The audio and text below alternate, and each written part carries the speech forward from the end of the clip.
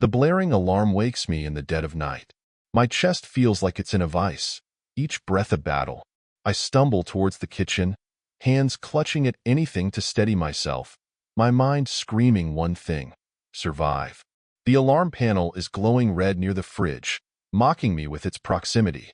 I slam my palm against the panic button before collapsing onto the cold tile floor. My vision tunnels as my body gives out. The pain is unbearable, but my mind races to one thought: Karen, my wife. I need to hear her voice. With shaking hands, I summon the last ounce of strength to activate my phone. "Hey Siri, FaceTime Karen." I rasp, the words barely leaving my lips. Her face appears on the screen, but something isn't right. She's startled, her auburn hair tousled, her emerald eyes wide. She's nude. Before I can process it, a man's hand, rests on her shoulder. "Jack, what's wrong?" she stammers, but I'm slipping away. The alarm blares, her voice distorts, and darkness consumes me. When I open my eyes again, I'm in a sterile hospital room, bright lights overhead. The steady beeping of machines grounds me in reality. Karen is there, her face a mixture of worry and something else I can't quite place. My kids hover nearby, their voices distant. I close my eyes again, desperate to escape. But there's no escaping what I saw. The hand on her shoulder. The betrayal. The hospital is a blur of nurses, doctors, and endless tests. Each beep of the machines reminds me of my fragility, but my mind is elsewhere. Karen, sitting by my side, holding my hand as though nothing has changed. Her gaze is soft, her touch tender, but all I can see is that hand on her shoulder. That man.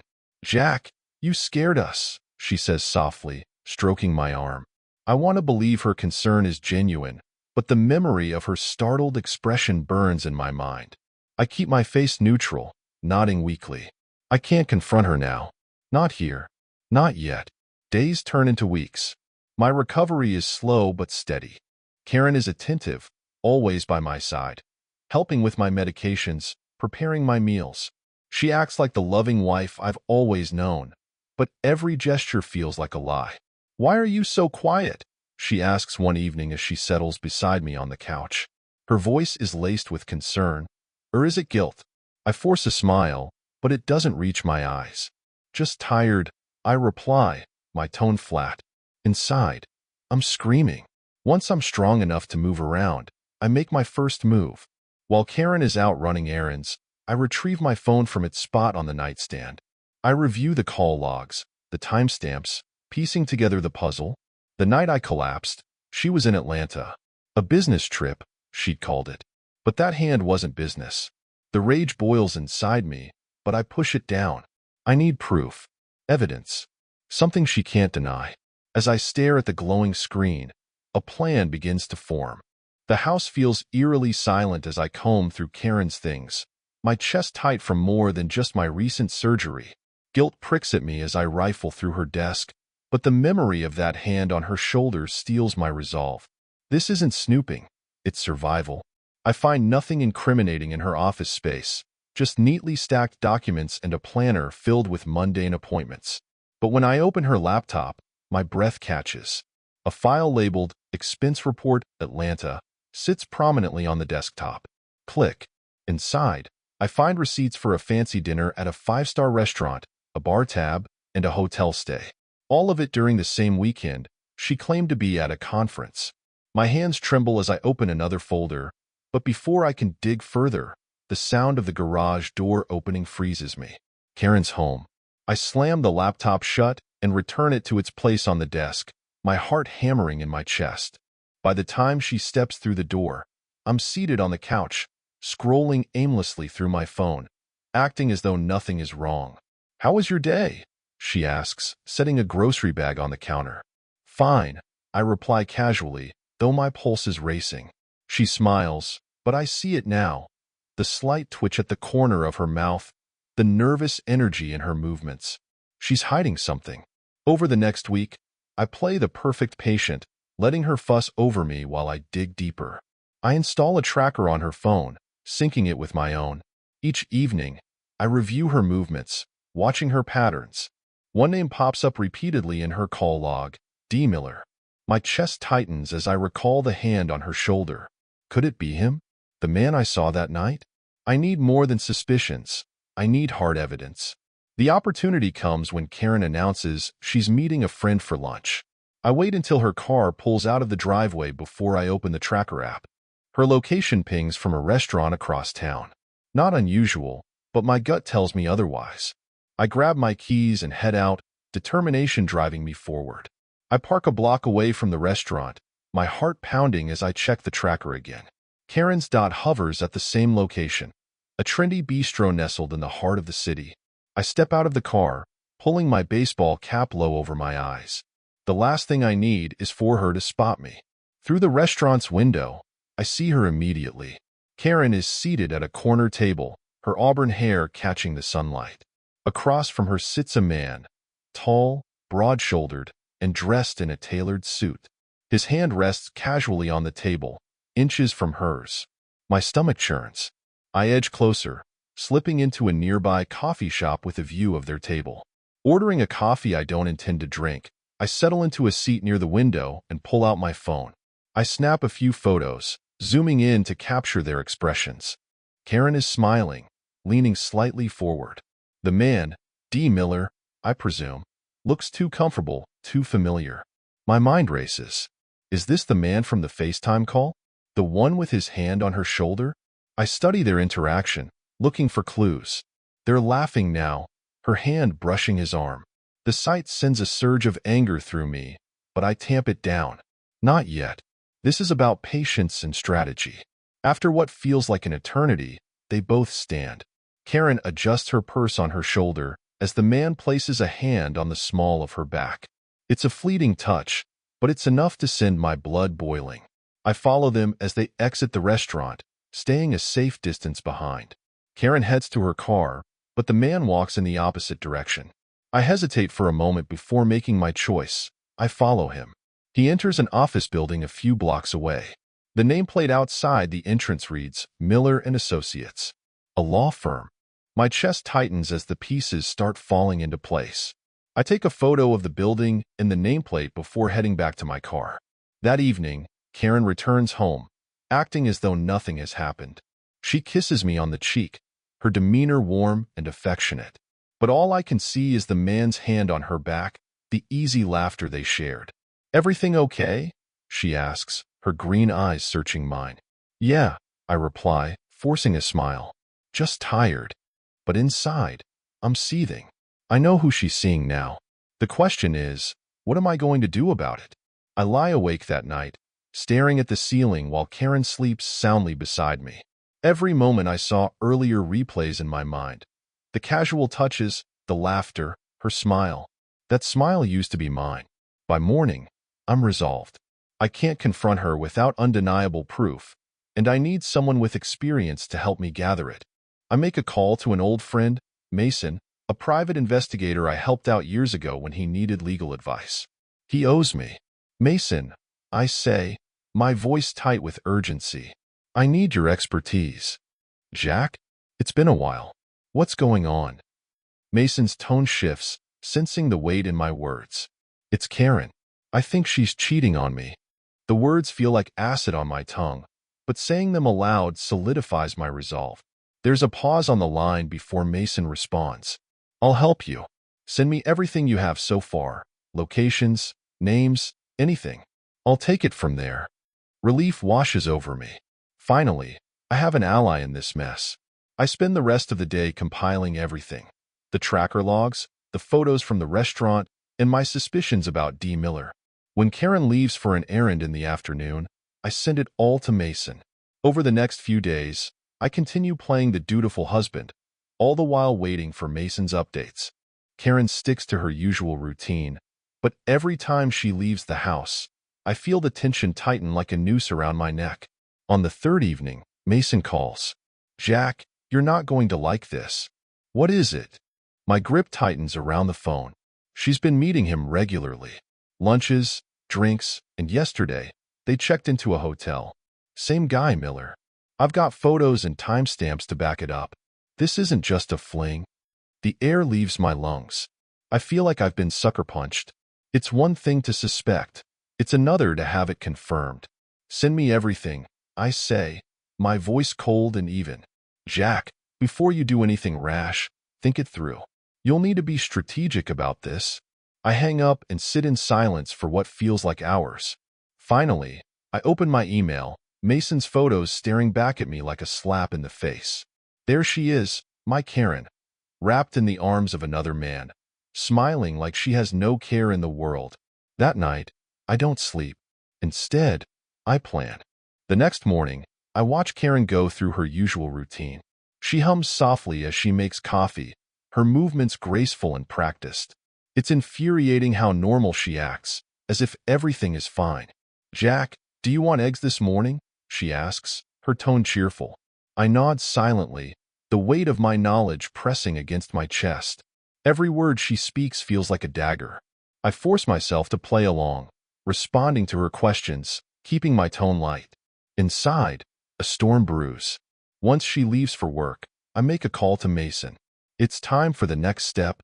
Are you sure you're ready? He asks, his voice cautious. Absolutely, I reply. I need to confront her, but I want to do it on my terms. That afternoon, Karen comes home as usual, but I've set the stage. The photos Mason sent me are printed and neatly arranged on the dining table. My laptop is open, displaying a map of the tracker logs. I sit at the head of the table, my expression calm but unreadable. Karen steps through the door, her smile faltering when she sees me. Jack? What's all this? Sit down, I say, my tone firm. We need to talk. She hesitates, her eyes darting to the table. When she sees the photos, her face pales. Slowly, she lowers herself into a chair, her hands trembling. I want the truth, Karen. I begin, keeping my voice steady. Who is he? She stares at me, her mouth opening and closing like a fish out of water. I don't know what you're talking about. I slam my hand on the table, the sound echoing through the room. Don't lie to me. I've seen the photos, Karen. I know everything. Just tell me the truth. Tears well up in her eyes, but I don't let them sway me. She takes a shaky breath, then whispers, his name is Daniel. He's my boss. Her words hit me like a freight train, but I keep my composure. And how long has this been going on? It's not what you think, she pleads, her voice cracking. It was just one weekend. He pressured me. I didn't know how to say no. I shake my head, my jaw tightening. One weekend? Do you expect me to believe that? I've seen the tracker logs, Karen. I know you've been meeting him regularly. She breaks down, sobbing into her hands. I didn't mean for this to happen. I made a mistake, Jack. Please, you have to believe me. Her tears spark a flicker of pity, but I push it down. You didn't just make a mistake. You made a choice. And now you're going to face the consequences. Karen looks up at me, her face streaked with tears. What are you going to do? I stand, gathering the photos into a folder. You'll find out soon enough. As I walk away, her sobs echo behind me, but I don't look back. I've taken the first step. Now it's time to finish what I've started. I retreat to my study, shutting the door to drown out Karen's sobs echoing through the house. The confrontation is done, but the battle has just begun. Her feeble excuses and crocodile tears are as hollow as my chest feels. She can beg all she wants. I'm done playing the fool. Mason calls later that evening. How'd it go? She admitted it. I reply, my voice cold. But she's still downplaying the whole thing, trying to make herself the victim. She'll keep doing that, Mason says. It's classic. You ready for the next move? Absolutely, I say. I want her boss, Daniel, to pay just as much as she does. He's not walking away from this unscathed. We discuss a plan, and Mason promises to escalate his surveillance. Meanwhile, I begin combing through Karen's work files and emails. She'd given me her work login details a few years ago when she needed my help setting up her remote access. A mistake she'll regret now. What I uncover is both validating and infuriating. Emails between Karen and Daniel are vague enough to avoid suspicion, but littered with subtle innuendos. Mentions of their business trip to Atlanta are accompanied by thinly veiled jokes about room service and team-building exercises. It's enough to make my blood boil. The next day, Mason sends me a file containing Daniel's background. Turns out, this isn't his first scandal. He left his previous job in Atlanta after multiple accusations of harassment. Accusations that mysteriously disappeared when the victims settled quietly. He's a predator, Mason says. And it looks like Karen isn't the only one he's pulled into his web. I stare at the file, my jaw clenched. It's time to bring him down. Over the next few days, I prepare meticulously. I hire a lawyer, a no-nonsense woman named Natalie who specializes in workplace harassment cases. When I present her with the evidence Mason and I have gathered, she nods approvingly. This is strong, she says. We'll hit the company and him directly. But be prepared for a fight. They'll try to bury this. I don't care how messy it gets, I say. I want both of them to pay. Karen, oblivious to the storm brewing around her, continues acting as though her tearful confession erased the damage she's done. I let her believe it, for now. Every smile she throws my way, every touch on my arm, is like fuel for the fire.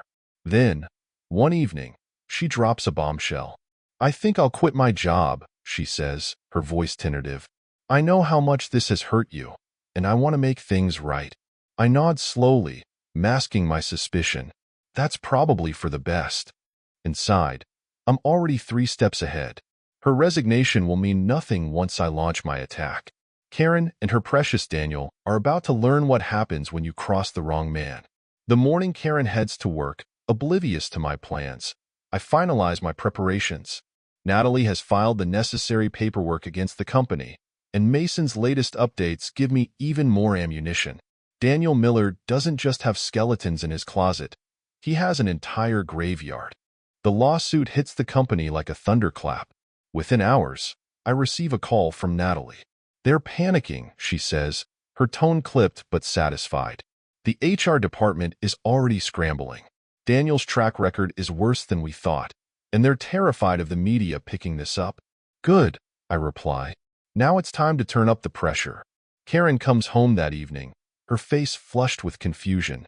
Something weird happened at work today, she says, setting her purse down. There were whispers about a lawsuit. Everyone's on edge. I keep my face blank. Really? Any idea what it's about? She shakes her head.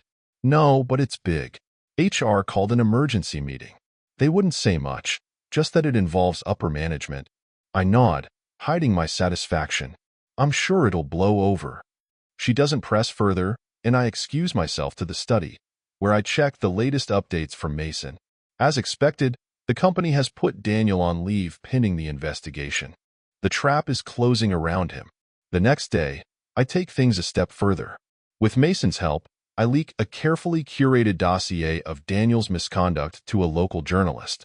The story gains traction almost immediately, painting Daniel as a serial harasser shielded by corporate indifference. Karen's company is thrust into the spotlight, their reputation taking a public beating. That evening, Karen storms into the house, her face pale and drawn. Jack, this is insane. Did you see the news? Someone leaked all this stuff about Daniel. People are saying he's been harassing women for years. I feign surprise. Wow. Sounds like justice catching up to him. Her eyes narrow, suspicion flickering across her face. You don't know anything about this, do you? I meet her gaze, my expression unreadable. Why would I?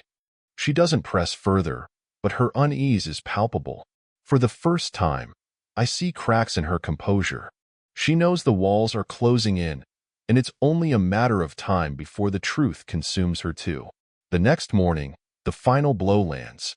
Daniel is fired, his career in ruins, and Karen's company issues a statement promising a full internal review.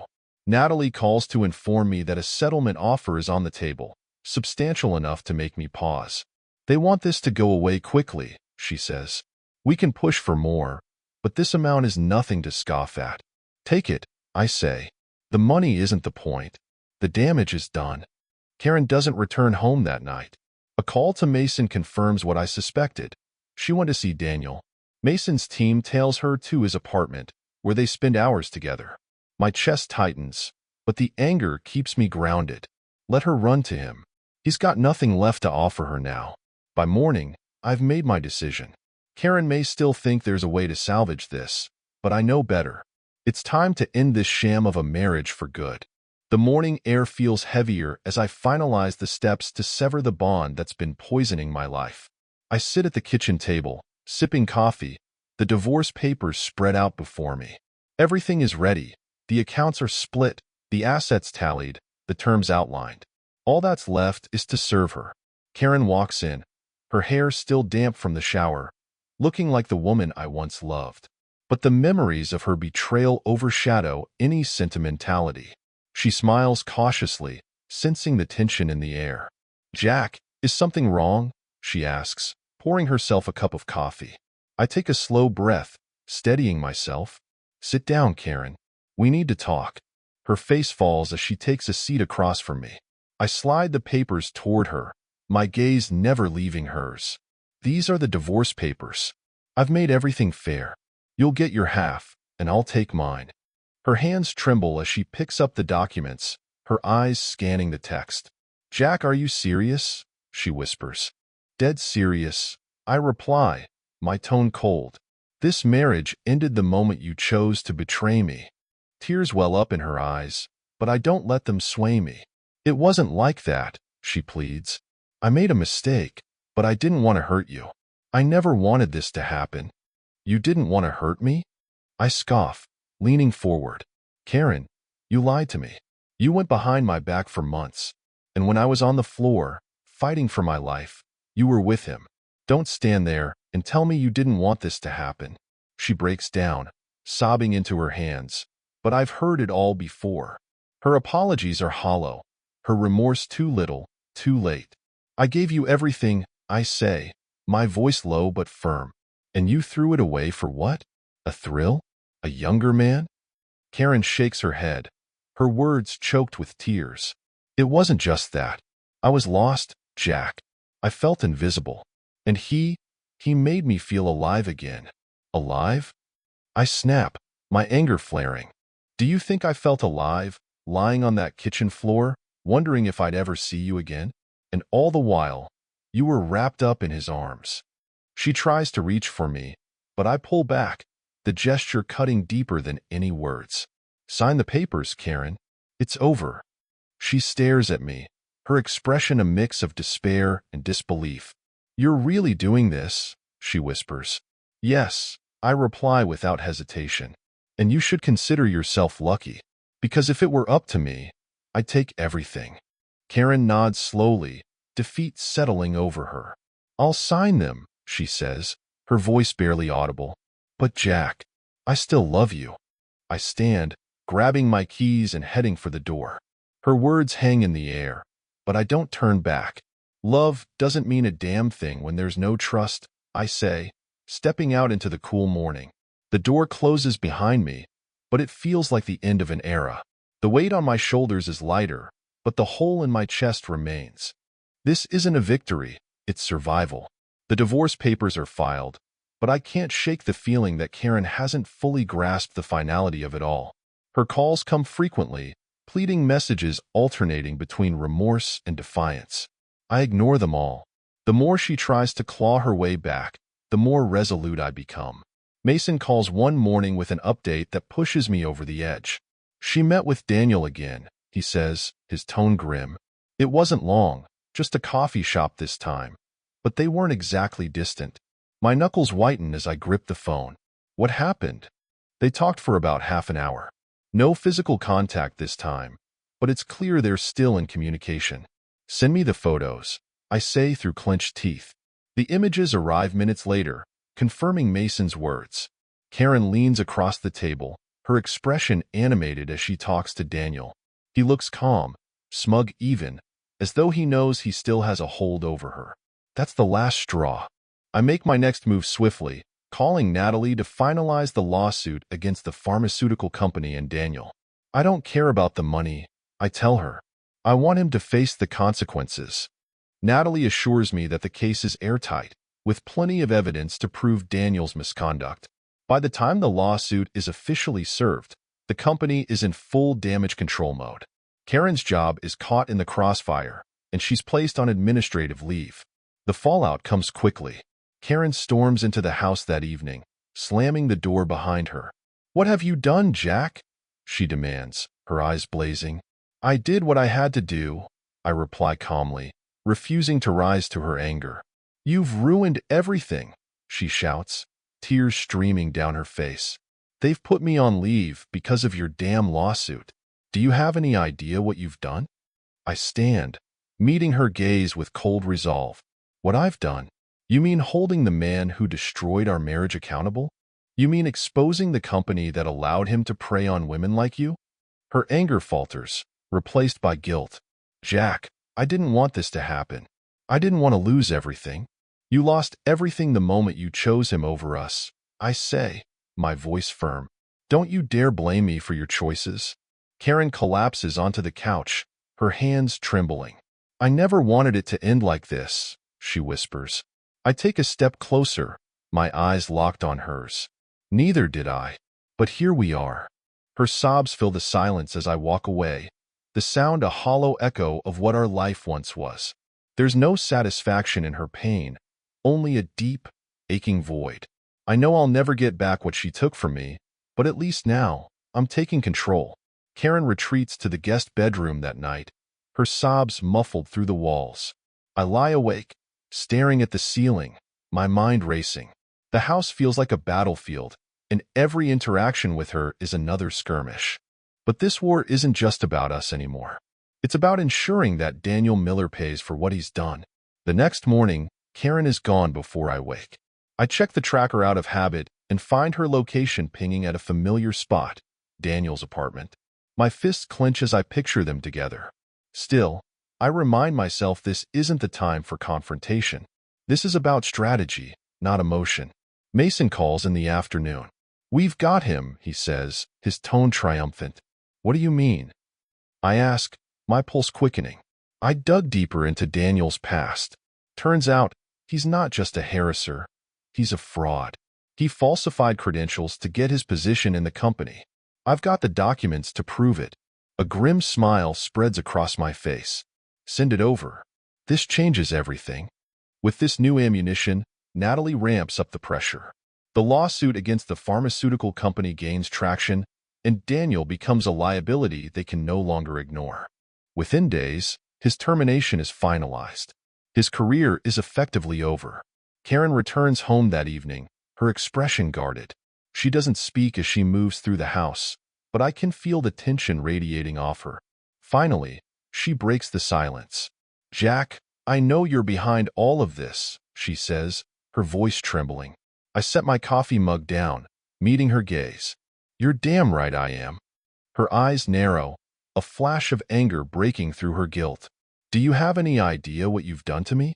To us? To us?" I repeat, incredulous. "Karen, there hasn't been an us since the day you chose him. Everything I've done is because you made that choice." She shakes her head, tears brimming in her eyes. "I made a mistake, Jack. One mistake." "One mistake?" I snap, rising from my seat. "You call months of lies and betrayal a mistake? You didn't just cheat on me, Karen. You destroyed everything we built together." Her face crumples, and she sinks into a chair, her hands covering her face. "I don't know how to fix this," she whispers. "You can't," I say coldly, "but you can stop defending him. He's not worth it." Karen looks up at me, her eyes searching mine. "I didn't defend him. I didn't want things to get worse." "They were already as bad as they could get," I reply, turning away. "Now, you'll have to live with the fallout. Just like I do." The room falls silent, the weight of my words hanging heavy in the air. I leave her there, retreating to my study to prepare for the next move. Daniel's career is ruined, but there's still more work to be done. Karen spends the next few days oscillating between silence and fragile attempts at reconciliation. Her words are empty, her gestures hollow. I see it now. Her guilt isn't about what she did. It's about being caught. But I'm no longer interested in her excuses. My focus is on closure, and that means ensuring Daniel Miller doesn't just fall. He crumbles. Mason's team continues their work, uncovering more dirt on Daniel. Alongside his falsified credentials, They find evidence of tax evasion and misuse of company funds. It's almost poetic. The man who thought he could manipulate and destroy others now stands on the brink of ruin. The lawsuit against the pharmaceutical company brings results faster than I expect. Natalie calls me one afternoon with news that makes me sit up straight. The company's ready to settle. They want to avoid a trial in the media circus. The offer's generous. How generous? I ask, though I already know it's not about the money. $500,000, she replies. It's clear they just want this to go away. I let out a slow breath. Take it. When I hang up, a strange calm settles over me. The company's accountability is secured, and Daniel's career is in tatters. But Karen, she's still a loose end, one that won't stop unraveling. That evening, Karen walks into the house, her expression weary. Can we talk? She asks softly. I nod, gesturing to the living room. She sits across from me, wringing her hands. I've been thinking about everything, she begins. What I did, what I've lost. Jack, I'm so sorry. I don't know how to make things right. I stare at her, unmoved. You can't. She flinches at my tone but presses on. I've told Daniel it's over. I want nothing to do with him. I'm quitting my job, like I said. I want us to try again. Please. I let out a bitter laugh. You think quitting your job erases what you did? That walking away from him suddenly makes this okay? Karen's face crumples, and she leans forward, her voice breaking. Jack, I love you. I never stopped loving you. I made a horrible mistake, but I want to fix it. I want us. I shake my head, the anger I've kept buried rising to the surface. You want us? Karen, there hasn't been an us for a long time. You killed at the moment you chose him. She's crying now, her tears falling freely, but I don't let them sway me. Do you know what hurts the most? I say, my voice low. It's not the affair. It's that you only care because you got caught. If I hadn't found out, you'd still be with him. Her sobs intensify, and she buries her face in her hands. I stand, the weight of the moment pressing down on me. I'm done, Karen. I've filed the papers. We're finished. Her head snaps up, her expression one of shock and desperation. Jack, no. Please, I gave you everything, I say, cutting her off. And you gave it away for a man who doesn't give a damn about you. Now, you'll live with the consequences. I walk away, leaving her broken and alone. For the first time in months, I feel a glimmer of peace. The war is nearly over, and I'm ready to move on. Karen's sobs echo through the house long after I leave her in the living room.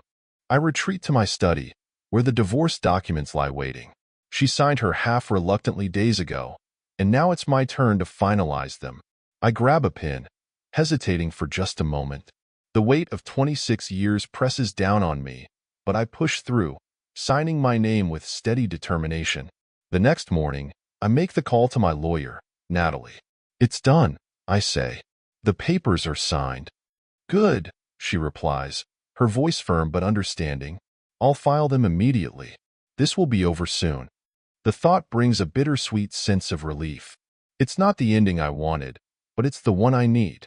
Karen has spent the last few days tiptoeing around me, her attempts to bridge the gap between us increasingly desperate, but I'm done playing her game. That afternoon, Mason calls with another update. Daniel's hit rock bottom, he says, satisfaction evident in his tone. He's been evicted from his apartment, his assets are frozen, and his reputation is in shreds. He won't be climbing back up anytime soon. Good, I reply. He got exactly what he deserved. Mason pauses. And Karen? How's she holding up? I let out a bitter laugh. She's scrambling, trying to fix something that can't be fixed. Well, at least you're getting out clean, Mason says. Let me know if you need anything else. Later that evening, Karen approaches me again, her eyes swollen from crying. Jack, can we please talk? I shake my head, my patience worn thin. There's nothing left to say. But there is, she insists, her voice trembling. I know I hurt you, but I don't want to lose you. I glare at her, my anger bubbling to the surface. Karen, you lost me the moment you chose him. Do you think I can just forget everything? The lies, the betrayal, the humiliation? I trusted you. and you destroyed that trust." Tears stream down her face as she pleads, "I was lost, Jack. I wasn't thinking straight. Please, let's try to rebuild. We can go to counseling. We can—" "No," I say firmly, cutting her off. "There's no rebuilding this. You didn't just break our marriage. You shattered it. And now, I'm done." Her sobs grow louder, but I've made my decision. I head upstairs, leaving her to wallow in the mess she created. The house feels suffocating now, a relic of a life that no longer exists. It's time to move on, to leave this place and its memories behind. The next day, I call a realtor to begin the process of selling the house. Karen looks at me with shock when I tell her, but she doesn't argue. She knows there's no fighting this. As the days go by, I begin packing up my belongings, separating what's mine from what's hers. The process is mechanical, each box another step closer to freedom. One evening, as I load the last of my things into the car, Karen stands in the doorway, her face etched with sorrow. "Where will you go?" she asks softly. "Somewhere far from here," I reply, not meeting her gaze. She nods, wiping away a tear. "I'm sorry, Jack. For everything." I pause, looking at her one last time. "Sorry doesn't change what you did, Karen. Goodbye." As I drive away, the weight on my chest begins to lift. For the first time in months, I feel a sense of clarity. The ties that bound me to her are finally severed, and the road ahead is mine to reclaim. The new apartment is modest but comfortable, a stark contrast to the house that once symbolized my life with Karen. The walls are bare, the furniture minimal, but the emptiness feels liberating. For the first time in years, I'm truly on my own. I spend the first few days unpacking, organizing my belongings, and settling into a routine. The quiet is strange, but it's a welcome change from the chaos of the last few months. I start going for walks in the mornings, letting the crisp air clear my mind.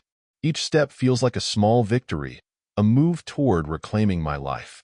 Mason calls one afternoon to check in. "How's the new place?" he asks. "Peaceful," I reply. "Exactly what I need right now." "Glad to hear it," he says. "You've been through hell, Jack. You deserve some peace." His words resonate, but they also remind me of the battles still left to fight. The divorce isn't finalized yet, and the settlement with the pharmaceutical company, though a victory, feels hollow. The money won't erase the pain or the betrayal, but it's a start. Karen reaches out a few times, her messages filled with apologies and pleas for reconciliation. I ignore most of them, but one catches my attention. It's simple, just 4 words. "Can we be friends?" I don't respond immediately. The idea of being friends with the woman who shattered my life feels impossible, yet I can't deny a part of me still cares about her, if only for the person she used to be. That weekend, I visit my eldest daughter, Emma. She greets me with a warm hug, her concern etched on her face. "You look better, Dad," she says, leading me into the house. "How's everything going?" "Better," I admit. The new place helps. We talk for hours, catching up on her life and reminiscing about the good times. It's a reminder of what I still have, my children, my family. They're the silver lining in all of this. As I leave, Emma pulls me aside. "Mom called me," she says hesitantly. "She's struggling. I think she wants to make things right." I sigh, the familiar weight pressing down on me. "Emma, I can't go back. Too much has happened." She nods, understanding but sad. "I know. Just don't shut her out completely." For us, the drive home is reflective. Emma's words linger, but they don't sway my resolve. Karen's choices led us here, and now we're both living with the consequences. Back at the apartment, I sit on the couch, staring at my phone. Karen's message stares back at me. I take a deep breath and type a response. Not yet. Maybe someday. It's not forgiveness, but it's a step, one that feels right. Life settles into a quiet rhythm. Each day feels like a step forward, away from the wreckage of my marriage. The paperwork finalizing the divorce arrives, bringing with it a sense of closure. It's official now. Karen and I are no longer bound to each other. The moment is bittersweet, but mostly, it's a relief. I keep myself busy, taking on small projects to fill the time. I return to the insurance business part-time, The familiar work grounding me in a way I hadn't expected. My father, ever supportive, offers to ease my transition back into the company. "Take it slow, son," he says, patting my shoulder. "You've been through enough." His words stick with me. For the first time in a long while, I allow myself to breathe, to appreciate the small victories. I even start to reconnect with old friends, accepting invitations I'd previously ignored. A game of poker here, a barbecue there. It's the beginning of a new chapter. One evening, while unpacking a box I'd ignored, I come across an old photo album.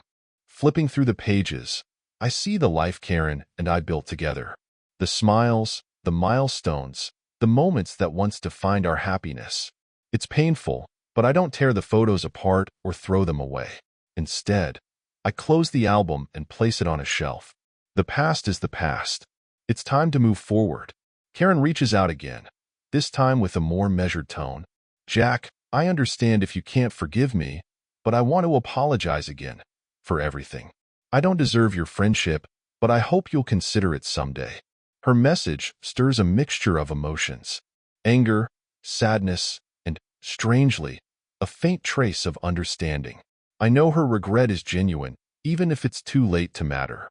I don't reply, but I don't delete the message either. One afternoon, I get a call from Natalie. "Good news," she says. "The settlement with the pharmaceutical company is finalized. The funds should hit your account by the end of the week." "Thanks, Natalie," I reply, my voice steady. "You've been incredible through all of this." She laughs softly. "Just doing my job, Jack. Now, what's next for you?" The question gives me pause. What is next? For so long, my life revolved around unraveling the betrayal, seeking justice, and protecting what little remained. But now, with the dust settling, the possibilities feel endless. I'm not sure, I admit, but I think I'm ready to figure it out. That evening, I step onto the small balcony of my apartment, watching the city lights flicker in the distance. The cool breeze carries with it a sense of possibility, of hope. For the first time in months, I feel like I can see the future, not as a continuation of the past, but as something new. Karen's betrayal will always be a part of my story, but it doesn't define me. I survived it, and now I'm ready to thrive. Months pass, and the pieces of my new life begin to fall into place. The wounds Karen left behind still ache from time to time, but they no longer define me. Each day, I find myself rediscovering who I am without her, what I want, what drives me, and what truly matters. The settlement money sits untouched in my account, a reminder of the justice I fought for. But I've never been one to dwell on money. Instead, I focus on rebuilding, not just financially, but emotionally. One weekend, my eldest daughter, Emma, invites me to a family dinner. It's the first time in months that I've felt like part of something bigger, surrounded by laughter and warmth. Even Karen is there, though we keep our distance. She looks older, wearier, her once radiant confidence dulled. For the first time, I feel a flicker of pity for her. Not anger, not sadness, but simple pity. After dinner, she approaches me cautiously. "Jack, can we talk?" I nod, stepping outside onto the patio where the cool night air offers some distance from the noise inside. She hesitates, wringing her hands like she always does when she's nervous. "I just wanted to thank you for letting me be here tonight," she begins. "I know I don't deserve it."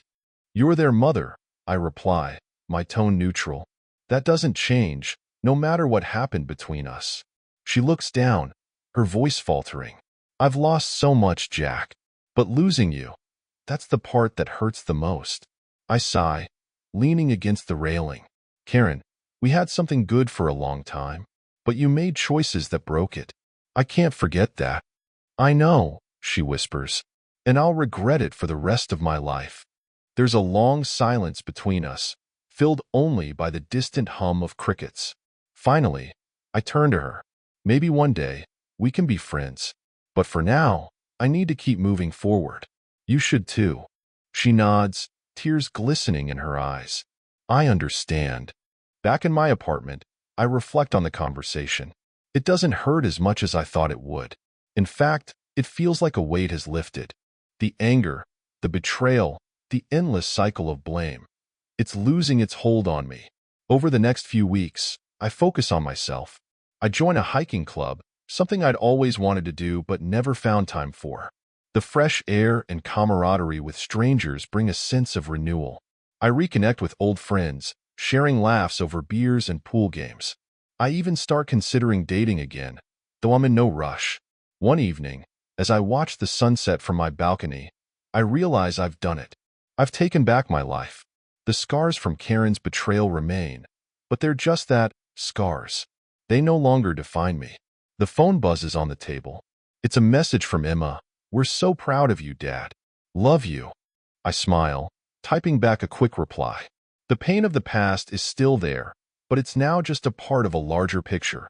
A picture of resilience, growth, and hope. For the first time in what feels like forever, I'm at peace. What would you do if faced with betrayal like Jack's? Would you fight for justice, seek closure, or walk away to rebuild your life? Share your thoughts and experiences in the comments below. We'd love to hear your perspective. If this story resonated with you, don't forget to like, share, and subscribe for more gripping tales of resilience, revenge, and redemption. Join us as we dive into stories that remind us of the strength it takes to overcome life's toughest challenges. See you in the next chapter of compelling real-life stories.